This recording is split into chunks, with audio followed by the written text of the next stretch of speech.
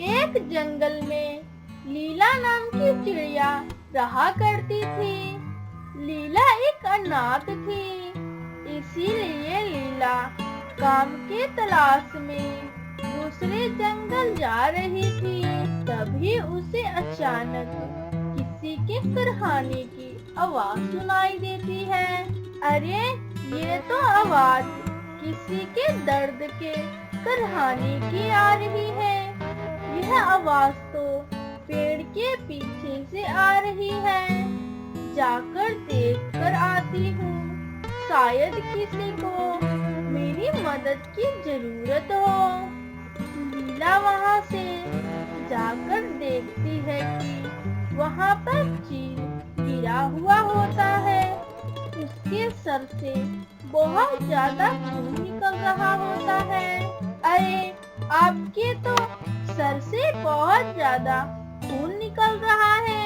इतना कहकर लीला कुछ जड़ी बूटी वाले पत्ते लेकर आती है और चील के चोट पे लगा देती है।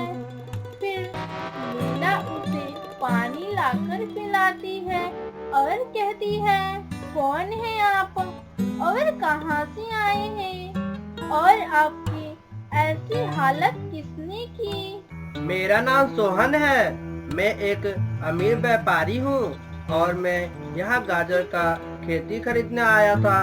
गलती से मैं पेड़ में टकरा गया था और मेरा सर पर चोट लग गया था और मैं बेहोश हो गया था। अरे आपके साथ तो बहुत बुरा हुआ है। आपके सर से तो बहुत ज्यादा खून निकल रहा था। अरे हाँ, तुमने मेरी जान बचाया, वरना मैं तो आज मर ही जाता। तुम्हारा बहुत बहुत धन्यवाद। अरे इसमें धन्यवाद की कोई बात नहीं है। आखिर हम पक्षी एक दूसरे की मदद नहीं करेंगे तो हमारी मदद कौन करेगा? वैसे तो तुम उम्र में काफी छोटी लगती हो। वैसे तुम्हारे माँ बाप कहाँ है? माफी चाहती हूँ आपसे, मेरे माँ पापा नहीं हैं। मैं एक अनाथ हूँ। मैं इधर उधर काम की तलाश कर रही हूँ। मेरे पास से तो मेरा अपना घर भी नहीं है। अरे मेरे घर पे भी कोई नहीं है। मैं काम के वजह से अक्सर अपने परिवार से दूर रहता हूँ। तुम ऐसा करो कि तुम मेरे साथ मेरे घर पर चलो। तुम मेरे साथ रहना। जी नहीं, मैं आपके घर नहीं जाऊंगी। बस आप अपना ध्यान रखें। अरे मेरे सर में चोट लगा है, क्या तुम मुझे मेरे घर पर छोड़ दोगी? हाँ क्यों नहीं। इतना कहकर लीला चील को सहारा देकर उसे उसके घर तक पहुंचा देती है। मुझको पता है तुम मेरे से पैसा लेना नहीं चाहोगी। ये लो, मैंने तुम्हारे जंगल के पास में खेत खरीदे थे। ये खेत आज से तुम्हारा हुआ। आपका बहुत बहुत धन्यवाद। अरे इसमें कोई धन्यवाद की बात नहीं है। आखिर तुमने मेरी जान बचाई है। तुम्हारी जिंदगी में कभी भी किसी भी चीज की जरूरत हो तो तुम मेरे पास आ जाना। लीला वहाँ से गाजर के खेत पर आ जाती है और गाजरों को बेच के ढेर सारे पैसे कमाती है। अगर मैं इस खेत में और फसल लगाकर तैयार कर लिए तो कितने सारे पैसे कमाऊंगी। यह तो बहुत ही अच्छा तरकीब है। मैं कल से ही फसल लगाना शुरू कर दूंगी। लीला धीरे धीरे गाजर का पूरा फसल लगाना शुरू कर देती है। तभी वहाँ पर लीला की दोस्त तोती आती है। अरे लीला, क्या कर रही हो? ये तुम? अरे मैं अपना गाजर की खेती कर रही हूँ। लीला, तुम पागल हो गई हो क्या? तुम अकेले इतना बड़ा गाजर की खेती कैसे कर सकती हो? और तुम तो खेत फ्री में मिल गया है। तुम्हारी तो जिंदगी आराम से कट जाएंगी। तुम आराम से खाओ और जंगल घूमो।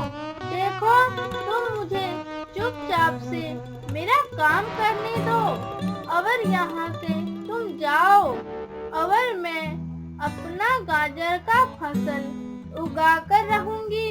तुम देख लेना, एक दिन सफलता मुझे जरूर मिलेगी। हाँ हाँ, करती रहो तुम इतनी गर्मी में खेती। मैं तो आराम से जंगल घूमने जा रही हूँ। लीला अपने दोस्त तोती के बातों पर बिल्कुल भी ध्यान नहीं देती है और अपना गाजर की खेती लगाकर उनका खूब देखभाल करती है।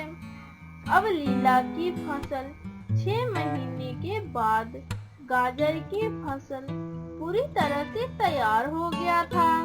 लीला पूरे गाजर तोड़कर बाजार में बेचने चली जाती है। आखिर इतने महीने मेहनत तुम्हारी रंग लाई, और तुम्हारी गाजर भी बहुत अच्छी है। हाँ चंचल आंटी, आखिर मेहनत करने वाले को भगवान हमेशा साथ देता है। और देखो, आज मेरी मेहनत सफल हुई। लीला, तुम देखो, तुम बहुत ही मेहनती चिड़िया हो। हाँ, मैंने मेहनत करी है और उसकी सफलता भी मुझे मिली है। लेकिन कुछ पक्षी तो जो मुझे मेहनत करते देखकर मुझ पर खूब हंसते थे। हाँ लीला, मुझे अपनी गलती का एहसास हो गया है, मुझे माफ कर दो। अरे नहीं नहीं तोती बहन, तुम्हें माफी मांगने की कोई जरूरत नहीं है। ऐसे ही कुछ दिन बीत जाते हैं और लीला अपने गाजर के खेतों में बैठी होती है। तभी रामू जमींदार लीला के पास आता है। देखो लीला, तुम्हारे गाजर बहुत अच्छे हैं, इसीलिए मैं तुम्हारे खेत के सारे गाजर खरीदना चाहता हूँ। यह बातें सुनकर लीला बहुत ज्यादा खुश हो जाती है और अपने खेतों के सारे गाजर रामू को बेच देती है और खुशी खुशी रहने लगती